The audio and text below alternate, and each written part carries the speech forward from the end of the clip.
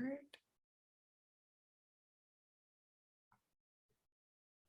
Okay, welcome folks. Welcome, welcome. So glad to have you here. I'm gonna let folks just start to trickle in. We'll give people just a minute to trickle in.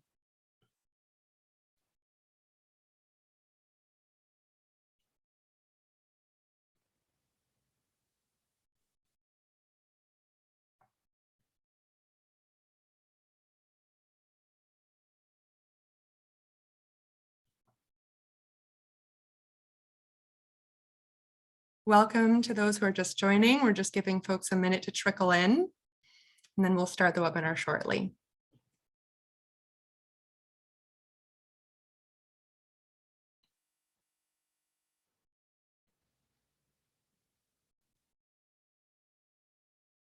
So exciting to see so many folks joining us.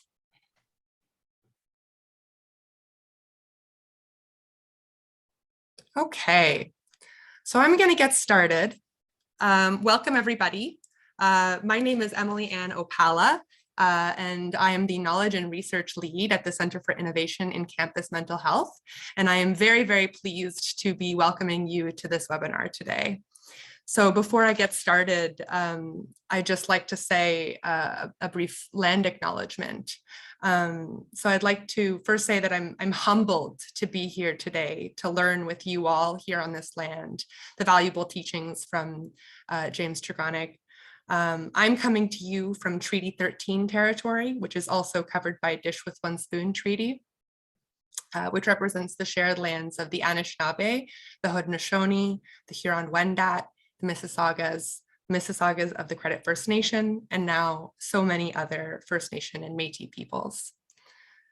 I'd also really like to say this, I think, is an important thing when I do my land acknowledgements, is that I'd like to acknowledge that there are so many Indigenous peoples across Turtle Island who are fighting right now.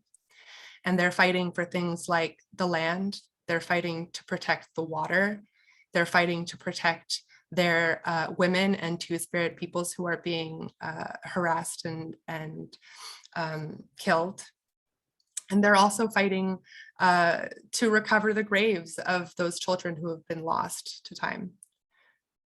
And I think it behooves us as settlers on this land, for those of us who are settlers on this land, to do what we can to support those fights in whatever ways that we can.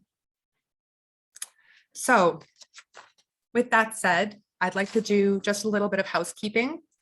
I'd like to draw everybody's attention to the bottom of your screen. You'll notice that there's a Q&A function and there's also a chat function. So the Q&A is where I'm inviting you all to please submit your questions. We will have some short time for questions at the end with James. So please submit those to the Q&A function. Meanwhile, the chat function is actually for you to communicate with each other. So if you have any insights, anything you'd like to share, the chat is the place for that. So the first thing I'm going to invite you to do, actually, if you can, is to share with us in the chat where you're coming from. And if you can, please share what traditional lands you're coming from. And if you need help finding that, you can go to native-land.ca, and that will tell you that.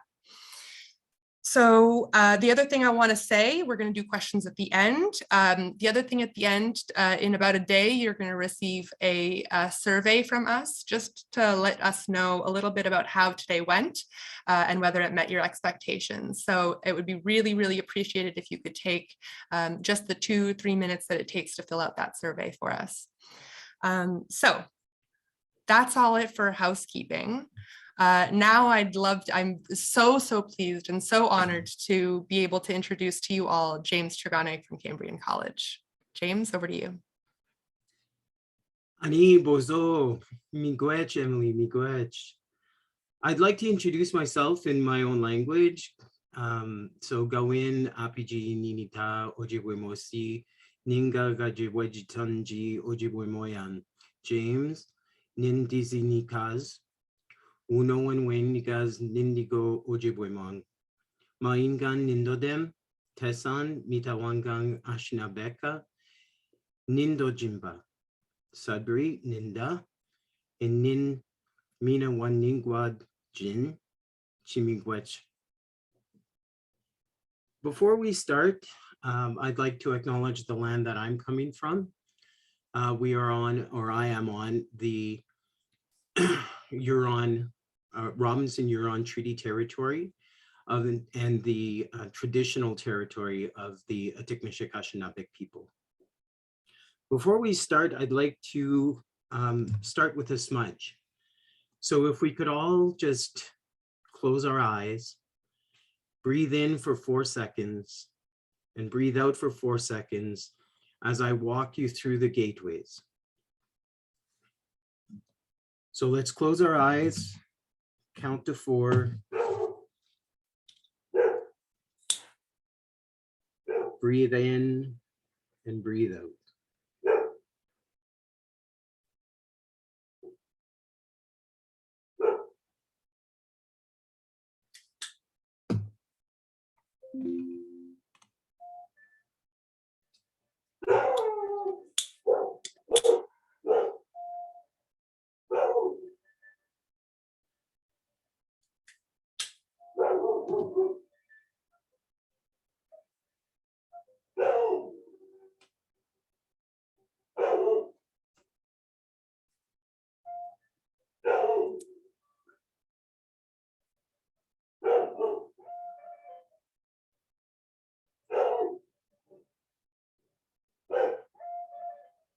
Spirit of the Eastern Gateway, Spirit of air, cleanse our spirits so that we may be open to new teachings.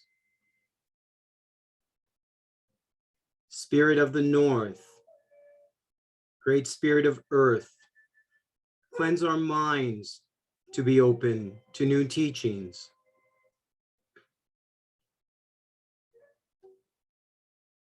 Spirit of the West, Spirit of the Water, cleanse our hearts and our bodies to be open to new teachings. And Spirit of the South, Spirit of Fire, cleanse our emotions so that we are more accepting of new teachings. Father Sky, protect all of us under your care. And Mother Earth, nourish and provide for us.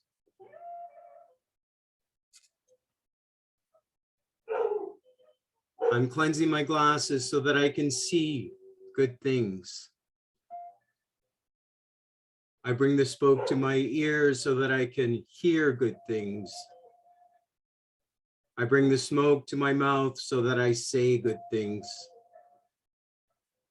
I bring the smoke to my heart so that the relationships we build today are built in a good way. I smudge my body so that I may journey with you in a good way.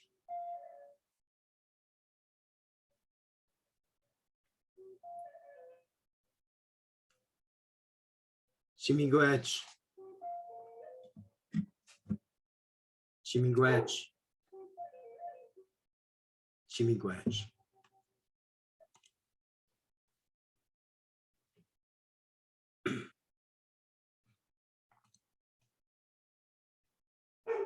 All right, I would like to start sharing my screen. I hope everyone can see this.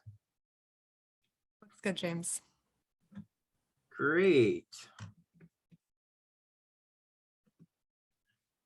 So Ani Bozo, the goals of this particular seminar is basically to understand the good way. So the objectives are that you gain an understanding of First Elder teachings, that you gain an understanding of twins and rascals, that you gain an understanding of the medicine wheel, and that you have knowledge on how to work your wheel. But before we start, let's start with the story of creation. So in the Ojibwe culture, it's been taught that long, long ago, the creator who gave life to us all created the sun, the moon, and the stars. Then he made the land, the waters, and the sky. The creator gave the earth animals of sky, land, and waters. The Creator then created people, and together the people lived in the garden made by the Creator, and they knew only joy and contentment. One day, the Creator called the people together, and he told them it was time for you to go out into the world. It was time for you to leave the garden. The people did not want to go. They begged the Creator to allow them to stay forever. But the Creator told them that there were many secrets hiding for them in the world, and they must go find them. The Creator reassured the people that the animals created before them have agreed to help them, care for them, and provide for them when needed. The Creator promised the people that one day they would all be called back together and they would share with each other all that they have learned. So the Creator sent the people in 4 different directions. Those he sent to the east became yellow. Those he sent to the west became black. Those he sent to the north became white. And those he sent to the south became red. So if you notice in the story of this creation, the colors of the medicine wheel are given to us by the Creator. So all went well for a time as the people discovered the mysteries of this beautiful world. But much time passed and the people began to travel, and they met one another in their travels, but they didn't remember each other. They forgot that they had all come from the same garden. And then terrible things began to occur. There was war, there was torture, there was slavery, and some became rich and others became poor. The Creator knew it was time to call his people back to the garden. And the voice of the Creator caused the birds to tremble, the waters to flow, and the people to run for shelter. The only shelter left was the garden. And there, when the people came back to the garden, they remembered who they were. They remembered they were all children of the Creator. And they shared with each other all they had learned, and there was a great feast and a great celebration. So this story reminds us to ponder at all times in our hearts how we've been created. You all have come from the same substance, and it's on you to be as even as one soul. In other words, there's no difference between me or you. There's no difference between a professor and a student. There is no difference, because I can learn from you and you can learn from me. We are all one, and we are all even in one soul. We all walk with the same feet. We all eat with the same mouth, and we all dwell in the same land. And that is the important part of the story of creation.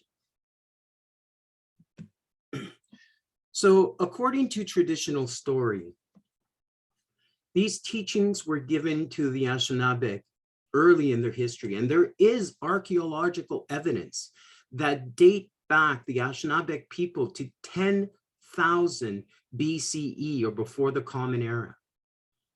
So one of our traditional stories is regarding the first elder, and I'd like to share that story with you. So 7 grandfathers asked their messenger to take a survey of the human condition. So at that time, the human condition was not very good. And eventually, in his quest, the messenger came across a child. And after receiving approval from the 7 grandfathers, the messenger tutored the child in the good way of life. So before departing from the 7 grandfathers, each of the 7 grandfathers instructed the child with a principle. So in receiving these laws from the Creator, First Nations, Métis, and Inuit peoples were told to always respect Mother Earth. To show real respect is to share and give of yourself for the benefit of all life. So we too belong in this great circle of life. Thus, we must show respect for one another in order to have a good life. So please take this and respect elders from all races of people who uphold the sacred teachings of the Great Spirit. We are taught that we are all nourished from the earth, that the earth is a great mother to all, and she provides everything we need in order to survive in this life: the clothing, the shelter, the medicines, the food, the water. So for example, the elders tell us to look at a tree. The tree is connected to the land. The tree only takes what is needed in order to survive, and it gives back to the earth, gives back oxygen. So this is how we should conduct ourselves in everyday life, taking what we need and giving back in order to survive. One of my favorite quotes is from Chief Seattle, and this was said in 1854. Humankind has not woven the web of life. In other words, we didn't make up the web of life. Humankind is just one thread within it. And whatever we do to the web, we do to ourselves. All things are bound together and all things connect. First elder teachings, that child came back to us with these 7 gifts: honesty, truth, humility, love, wisdom, courage, and respect. And if you notice on the screen, there's an animal depiction on top of the words. That's going to come back in a little bit, but these are your spirit animals. So a lot of times people come up to me and say, well, what's the difference between honesty and truth? Well, let's look at it. Honesty. Better to fail with honesty than to succeed by fraud. And truth, it's always easier to speak the truth. So, when I'm dealing with students, I seek the truth from them. And a lot of times they're not being honest. They're not being honest with themselves because of something. Usually it's fear. They're afraid to let me know what they did. So all of these principles work together. And if one is not part of it, then none of it works.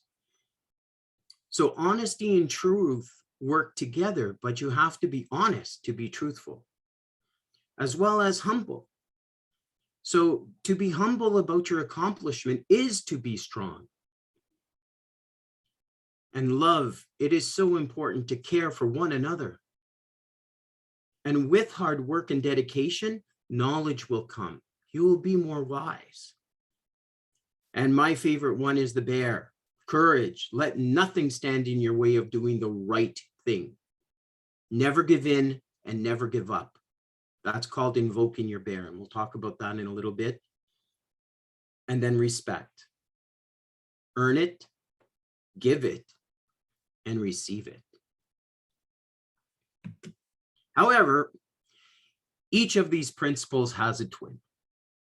And twins or rascals can take on various forms in Indigenous cultures. They can be male, they can be female, they can be foolish, they can be helpful, they can be the hero, they can be the troublemaker, they could be half human, half spirit, they can be old, they can be young, they could be a spirit, they could be a feeling, they could be a human, they can be an animal. And depending on the land you are on and the specific nation of which you belong, they can take up various forms. So that being said, love's twin is hate.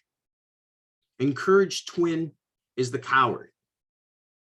So sometimes these feelings are encouraged by a bad spirit living in your home, or sometimes these feelings are promoted by a person influencing your thoughts. So these twins are to be avoided. Do not be influenced by these little rascals. Be aware of their existence and choose not to be sucked into their scheme. Nothing good comes from a rascal.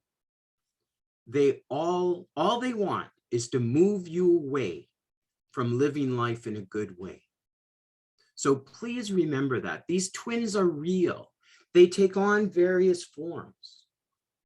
Be aware of them, because if you're not aware of them, you're going to be sucked into that scheme and you will not be able to live life in a good way. In other words, you may start lying. In other words, you may be disrespectful to somebody.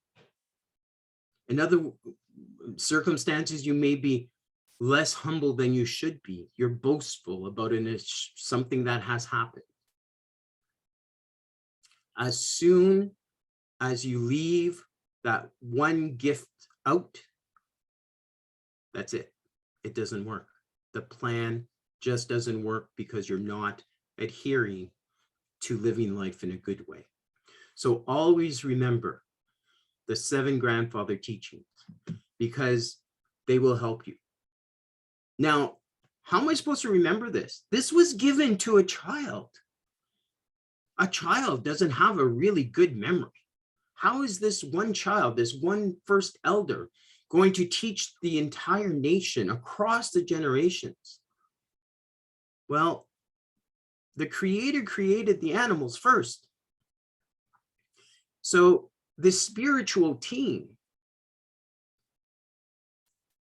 is there to remind us of the grandfather teachings and the traits of the animals, right? Each of these animals has a trait that they do, and each trait goes right to a specific teaching.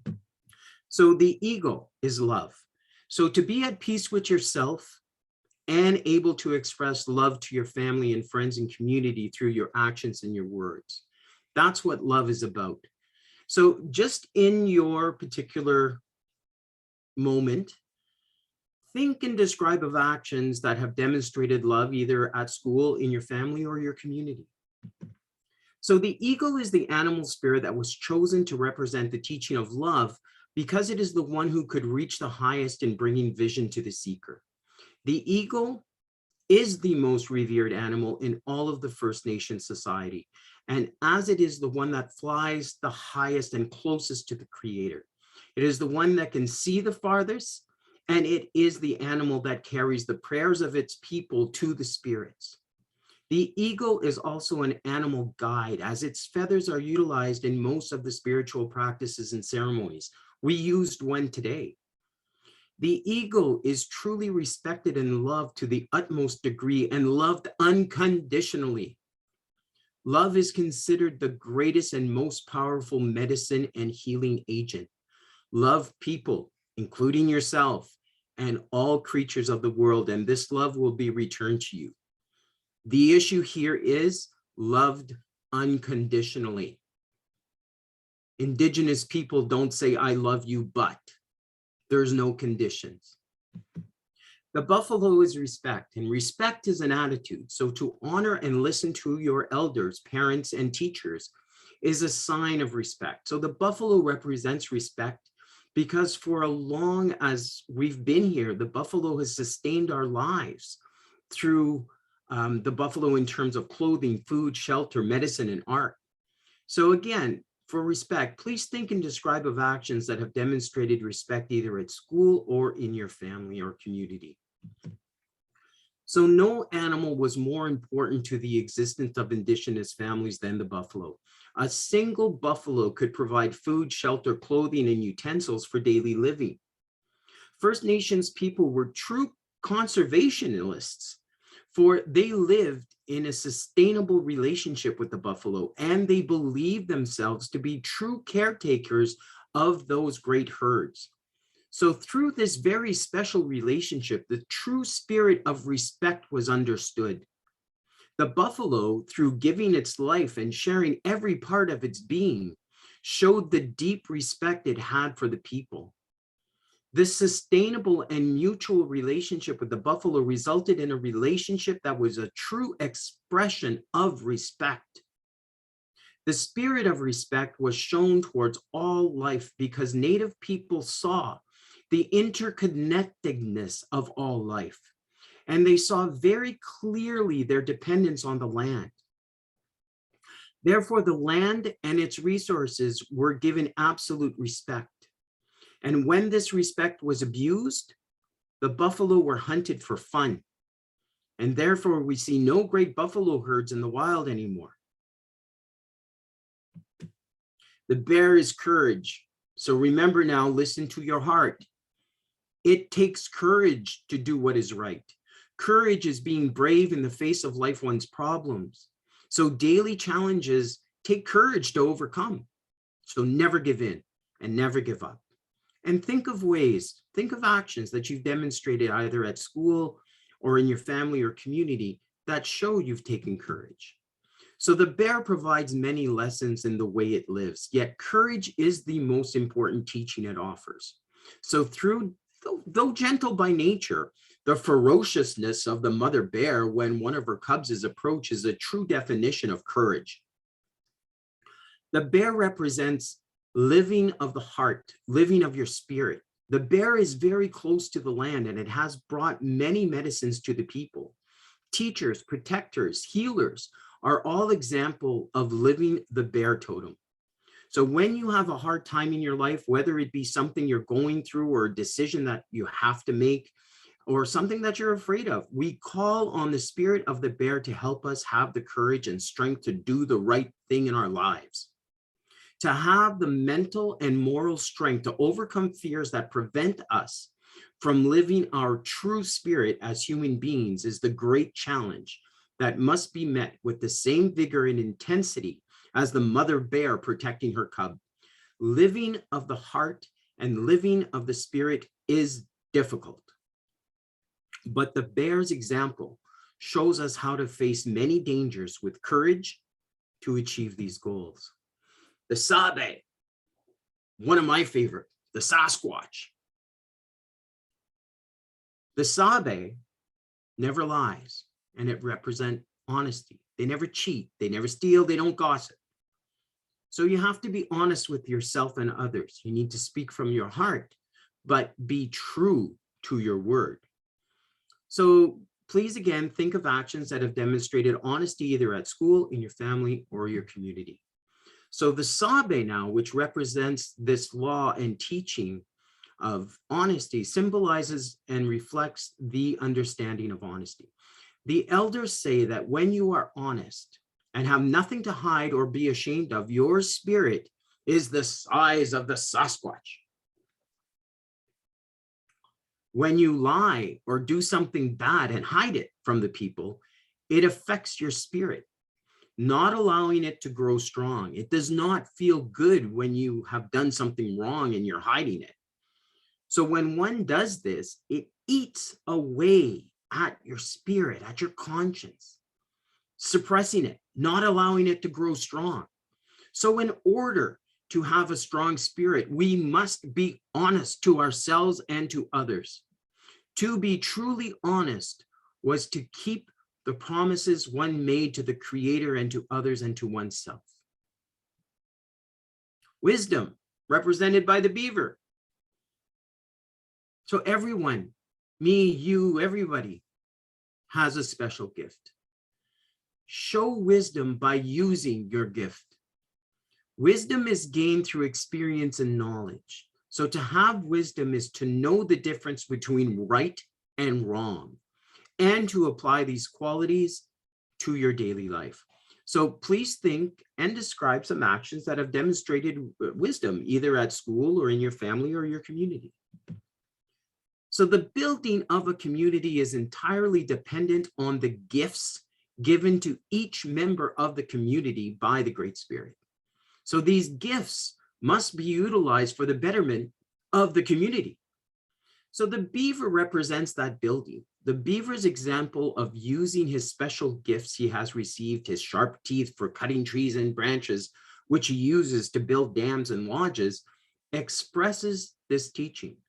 So if the beaver did not use his gifts to build, his teeth would grow and grow and grow, and ultimately making it impossible for him to sustain himself, and ultimately will lead to his demise.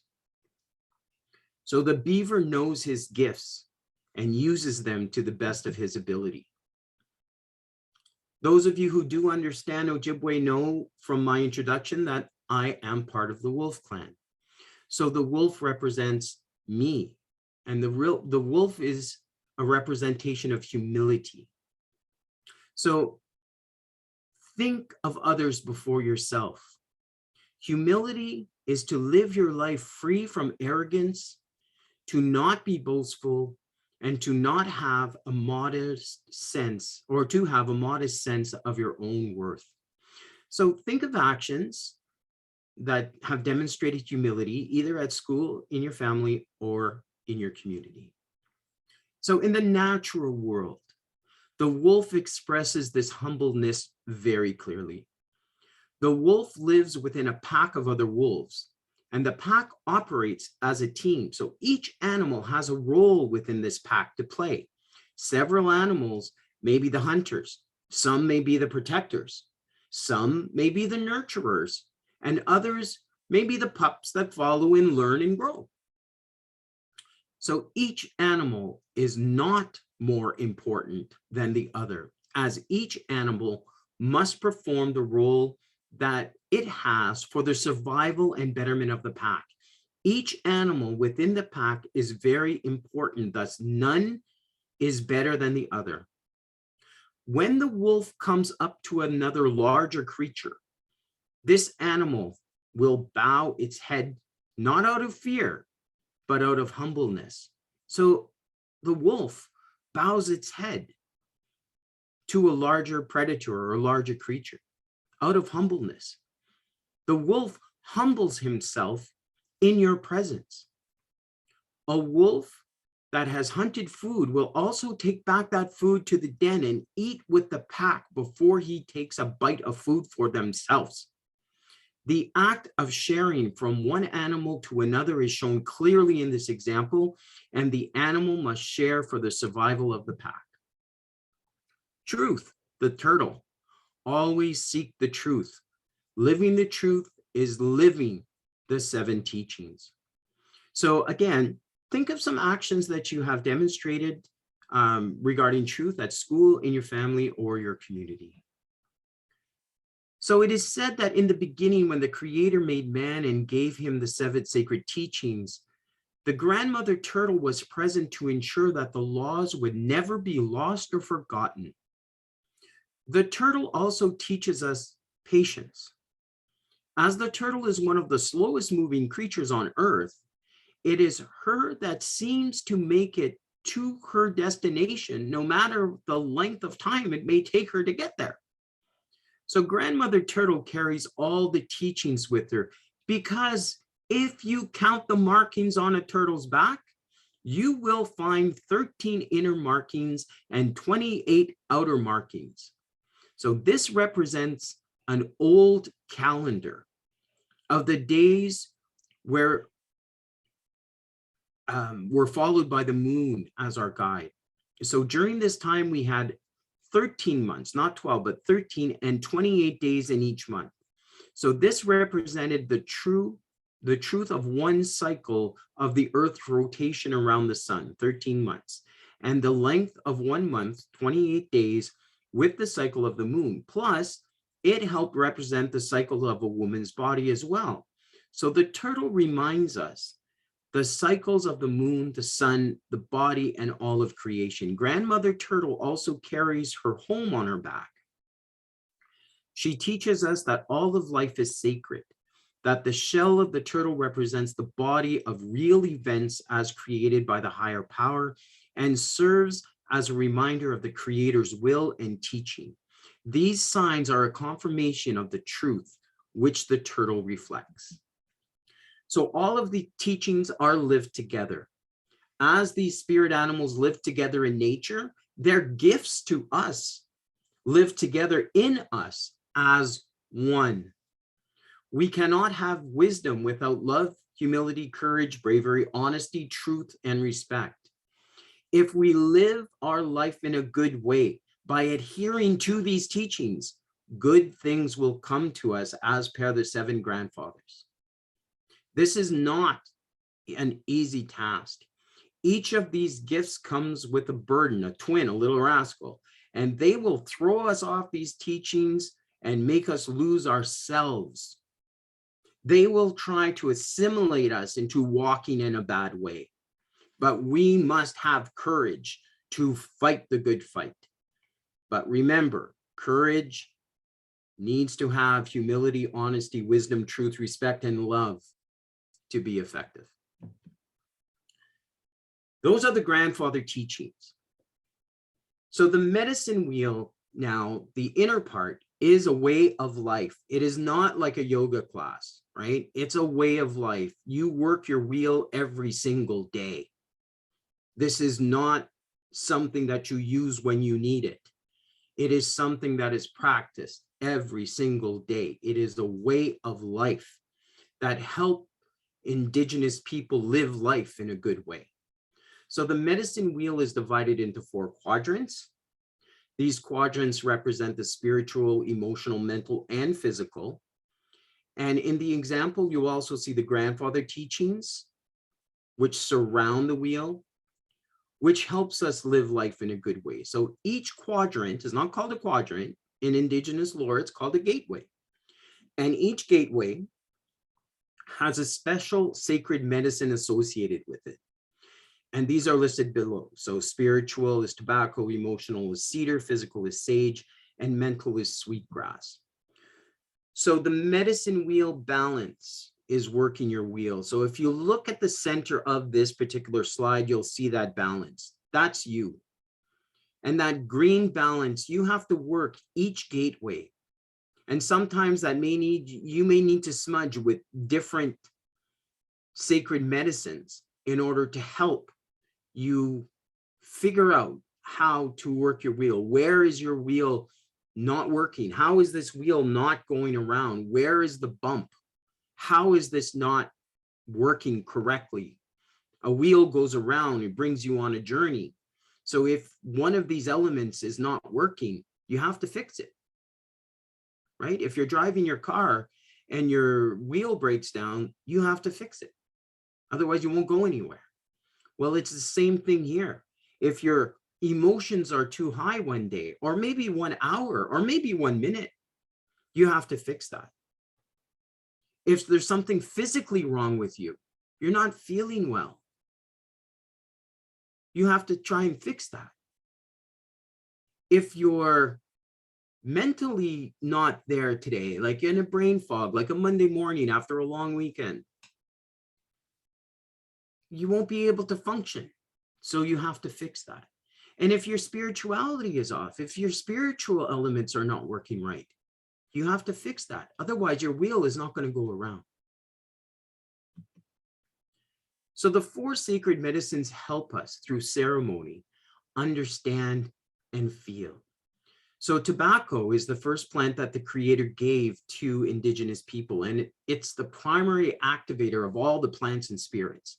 So the 3 other sacred medicines are sage, cedar, and sweetgrass, and they follow tobacco, and together they are referred to as the 4 sacred medicines. So the 4 sacred medicines are used in everyday life and ceremony.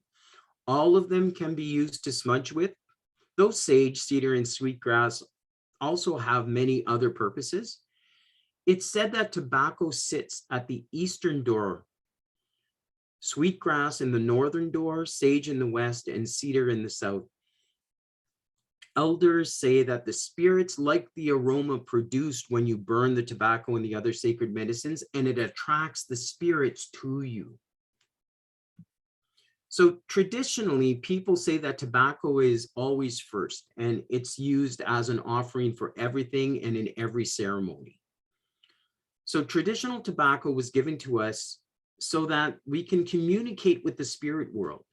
It opens the door to allow that communication to take place. And when we make an offering of tobacco, we communicate our thoughts and feelings through the tobacco as we pray for ourselves, our families, our relatives, and others. So tobacco has a unique relationship with other plants, and it's said to be the primary activator of all plants. This is key, like the key to ignition of a car. So when you use it, all things begin to happen. Tobacco is always offered before picking medicines. When you provide tobacco to a plant and explain why you're there, that plant will let all the other plants in the area know why you're coming to pick them. So when I go out picking sweetgrass, I always lay tobacco. So when you seek the advice of an elder, a healer, a medicine person, you give your offering of tobacco so that they know that a request may be made, as tobacco is so sacred. So we express our gratitude for the help of the spirits to provide with us through our offerings of smoking. It is put down as an offering of thanks to the first family, the natural world, if you will, after a fast. Traditional people make an offering of tobacco each day when the sun comes up. Traditional tobacco is still grown in some communities. We have some at Cambrian College. We have a sacred garden, and in that garden grows all the sacred medicines. So for example, like the Mohawk use traditional tobacco that they grow themselves, and that is very sacred to them. So sage is used to prepare people for ceremonies. That's the medicine that we use today with sage, to prepare people for ceremonies and teachings. Because it's more medicinal and stronger than sweetgrass, it tends to be used more often in ceremonies. So sage is used for releasing what is troubling the mind and for removing that negative energy. It can also be used to cleanse houses or homes and cleanse sacred elements. And it has other purposes as well. Cedar, like sage and sweetgrass, is used to purify the home. It has many other therapeutic purposes, like cedar tea or cedar baths. And cedar is also used as protection. So the floor of a sweat lodge, for example, is lined with cedar branches. That kind of thing. What's really interesting about cedar is that when you burn cedar, it crackles. And because of that crackle, it's assumed that you're drawing the spirit world, you're getting the attention of the creator so that the spirits can come and bring your prayers to the higher power. Sweetgrass is the sacred hair of Mother Earth. It's the aroma. It's that sweet aroma that reminds people of the gentleness, the love and the kindness that Mother Earth has for us. So when sweetgrass is used in a healing circle, it has a very calming effect. And like sage and cedar and sweetgrass, sweetgrass is used for smudging. Now, please, when you're taking care of the sacred medicines, if you do pick them and choose to utilize them in your ceremony and you're working your wheel, take care of them. Put them in a dry place, either stored in paper bags or wooden boxes, never in a plastic bag. You can also put them in a cloth bag if you want. And if you have been using alcohol or drugs, please do not touch the sacred medicines for 7 days. So let's look now at the emotional self-care. So in the mainstream world, you only look at one of the parts at a time. So for example, this is called the emotion wheel. And the emotion wheel was created by Robert Plutchik. And this emotion wheel describes 6 basic emotions. So if you look at the inner circle, you'll see anger, disgust, fear, happy, sad, and surprise. So the wheel is arranged in a circular shape with sections containing 3 different degrees of emotion, with the central emotion in the middle. So let's just look at this. So for example, for the emotion anger, the lesser degree is embarrassed. So if you look all the way at anger, you'll see hurt, and then you'll see embarrassed. Right at the edge, you'll see embarrassed. So that represents the outer. And then of course, the hurt is situated in the middle of the emotion, which is a lesser degree of anger. So anger can go from hurt to embarrassed, going from the strongest to the least. So again, you're only looking at that one particular part of the medicine wheel.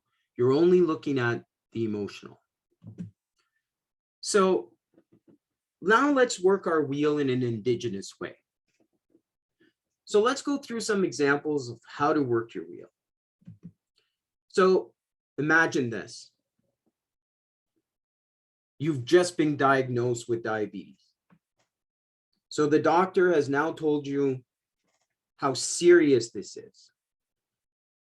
He has or she has told you that you may need insulin.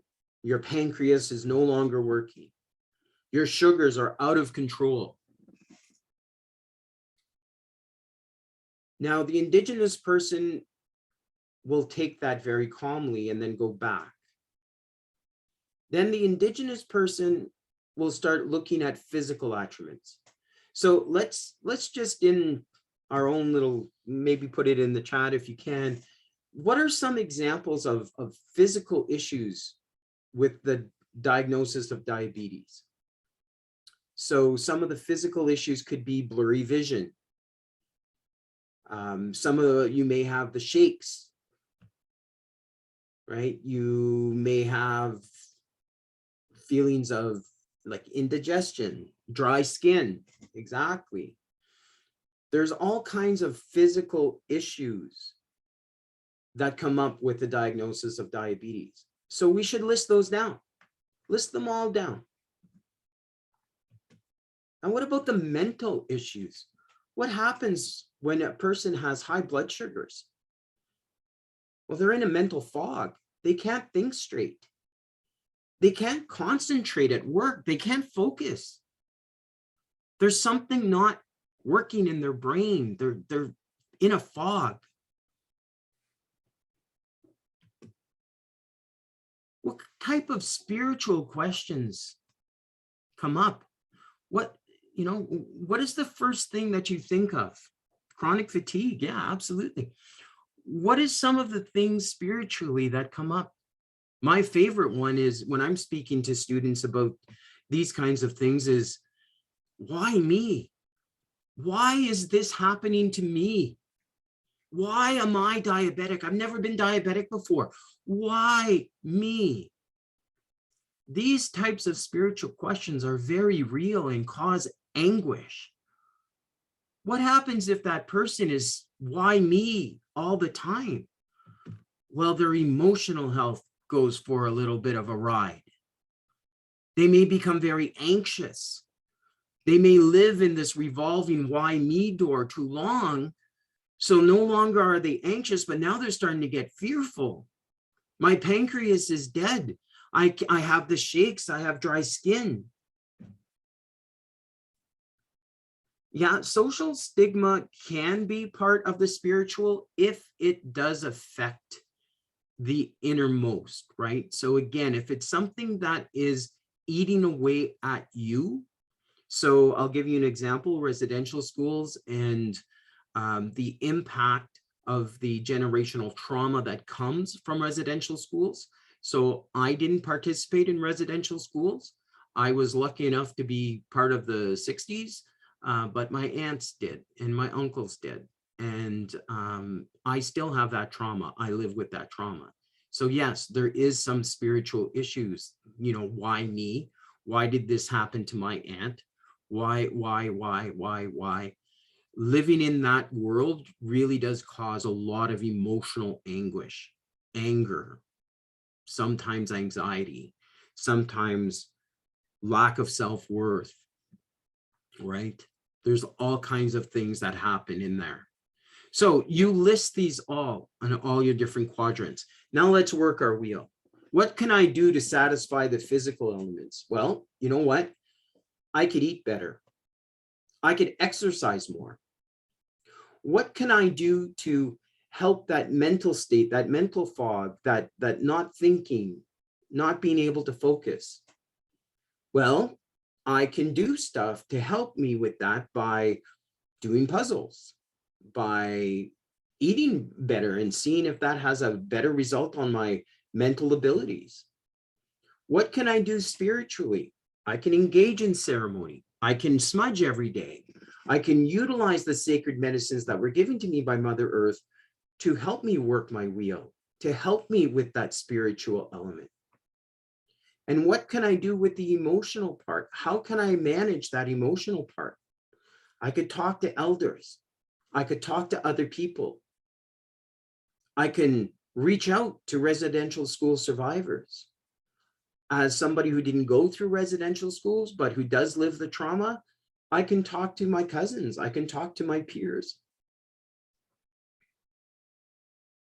Let's look at another example. Now you're a student and you failed an exam, dun, dun, dun, and you may not be able to pass your year. You may have to take your whole semester over again.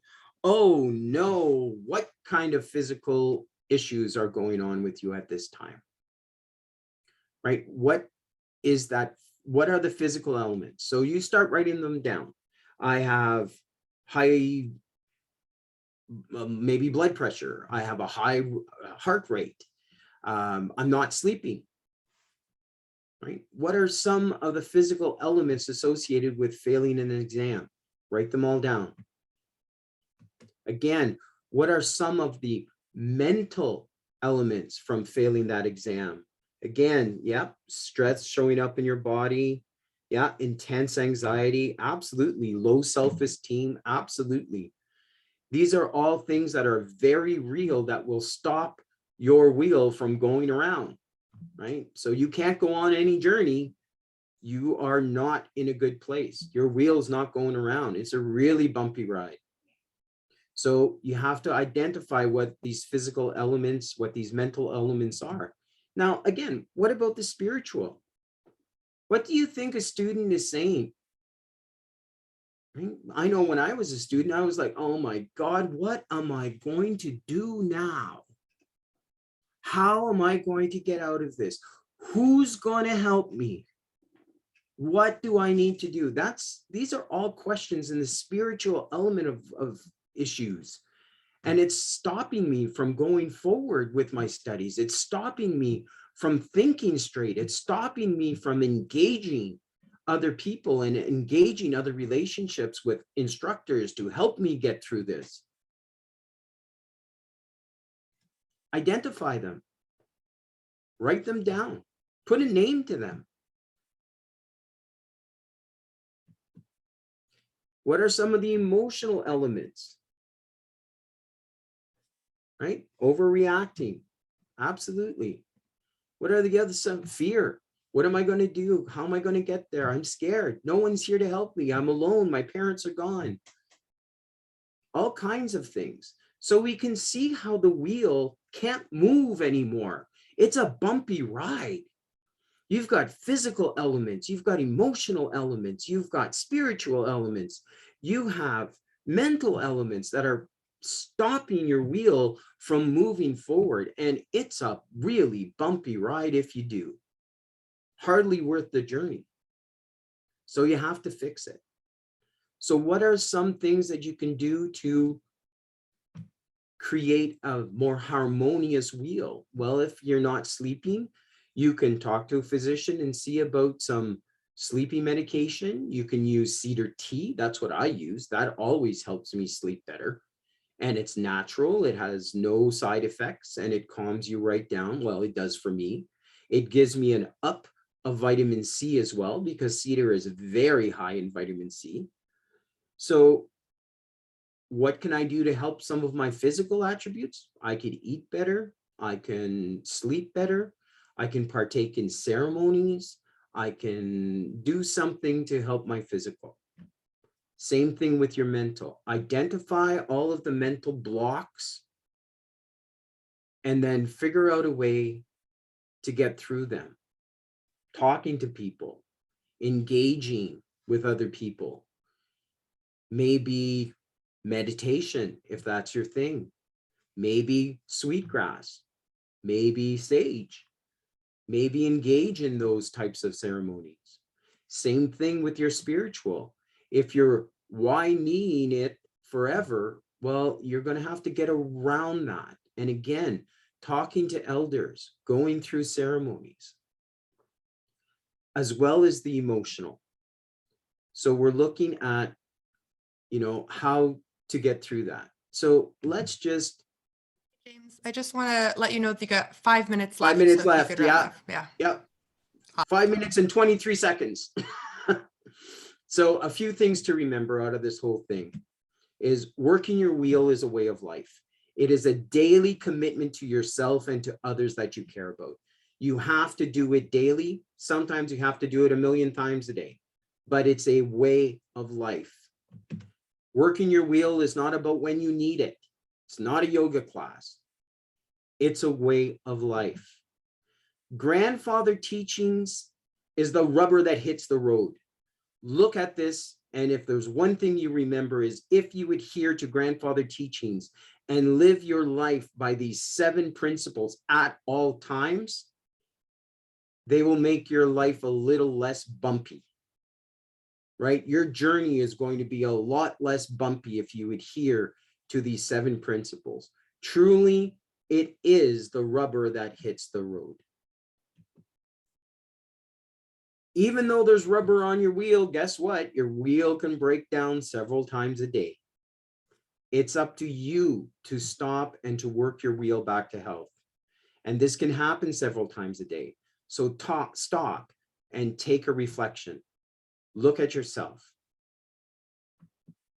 Engage in ceremony when you need it. Talk to an elder if you need it. And the most important one is work your wheel always. So what I do with my students is in the morning, we start with smudge. Before I start anything, I start with a smudge. And then we have a brief period of reflection where they can write in their journals, where they can take an introspection and see where their wheel needs to be worked. This isn't something that's shared. This is something that's very personal to them. And if there is something stopping them that they need my help with, I always open it up and say, you can come to my office, you can give me a call, we can have a private Zoom and talk about whatever issues that you're having to help you get through what you need to get through. All right, well, that's all I have for you. I know there's 3 minutes left. We don't have that much time for questions, but if you would like to submit your questions, I can try to definitely respond to them via email. So Emily, I'm going to hand it over to you. Fantastic. That was such a fantastic presentation. Thank you so much, James. Yeah, we do only have 3 minutes left, but I would love if someone has a question, I'd love to be able to offer that question to James. James, someone's asking if you could provide your email address. Sure. I'll put it in the chat. Great. Thank you so much for that. Fantastic. And it seems like there's a lot of really great feedback for this presentation. Seems like folks were really engaged in learning a lot. Great. Thank you so much for putting that in the chat there, James. And if folks are looking for that, James has put his email in the chat. Okay, so, oh, no more questions. I won't, so unfortunately the slides won't be available, but what we are doing is we are recording this today. So you can look out for the recording of this presentation on our website, campusmentalhealth.ca, or on our YouTube channel, if you look us up, the Center for Innovation in Campus Mental Health. And yeah, I'd just like to say thank you so much, James, for taking the time to share your teachings with us. This was really so informative and really meaningful, I think, for a lot of people here today. And I want to thank also everybody who showed up today and joined us for this really fascinating presentation by James. Really, everybody here made it such a more engaging presentation. So thank you so much, everybody, for participating in this. So with that, I'll give you back a minute left to your schedules. Take care, everybody, and we'll see you at our next webinar. Chimigwech Niji. Gagan.